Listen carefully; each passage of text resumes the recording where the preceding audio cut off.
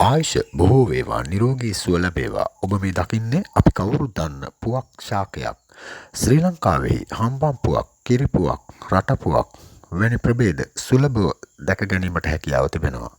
රාජ නිගණ්ඩුවේ සඳහන් පරිදි සේරි, තයිල්වන, ගුහාහර, සොන්ටා, වෙස්ලා, වෙල්ලිගුණ, ඡන්ද පුරෝද්භව, ආන්ධ්‍ර දේශෝද්භව යන පුවක් වර්ග ගැන විස්තර සඳහන් වේ.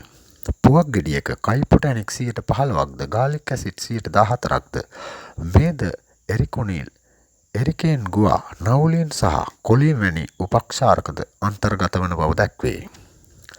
මේ රසායන සංඝටක අතරින් එරිකොනොයිල් උග්‍ර විෂ පදාර්ථයක් බව දැක්වේ. එහෙයින් බුලත් විට සපන විට සාදික්කා වසාවාසි කරාඹු නැටි ඉඟුරුපියල් කොත්තමල්ලි එනසාල් කුරුඳුපොතු වැනි දෑ මිශ්‍ර කර විට සැපීමෙන් බුලත් විටෙහි තිබෙන විස රසායනයන් විනාශ වෙන බව පැරණි පොතපතෙහි දැක්වේ. දුරාතීතයේදී මේ සඳහා කස්තුරි මිශ්‍ර කරගෙන තිබෙන බව ඇතැම් දෑවල දක්වා තිබෙනවා. කුරුඳු කොළ පොතු වැනි දෑ මගින් පිළිකා සෛල විනාශ වෙන බව මෙන්ම වයස්ගත වෙන විට ඇතිවෙන මොලේ සෛල අඩපණ වීමෙන් ඩිමෙන්ෂියා රෝගී තත්ත්වයේ හෙවත් කල්පනා ශක්තිය අඩුවීම සුව වෙන බව මෙන්ම ස්නායු ශක්තිමත් වන බවද පොතපතේ සඳහන් වෙනවා. බුද්ධදාස මහ රජතුමා විසින් රචිත පිටු 1200කින් පමණ සමන්විත සාරාර්ථ සංග්‍රහය නැමැති විශාල වෛද්‍ය ග්‍රන්ථයෙහි බුලත් විටෙහි ඇතැම් ගුණකර්ම ගැනද දක්වා තිබෙනවා.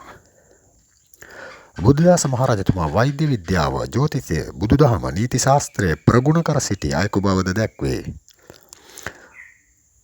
සෙලවෙන දත් නොසලවී ශක්තිමත් කර ගැනීම සඳහා පුවක් මුල්, කරඳ මුල්, මූණමල් පොතු, එළපිටවක්කා මුල්, අරලු, කරාඹු නැටි අඹරා ජලය සමග මිශ්‍ර කර මුඛයේ සේදීමෙන් ශක්තිමත් වන බව ඇතැම් පොතපතෙහි දැක්වේ.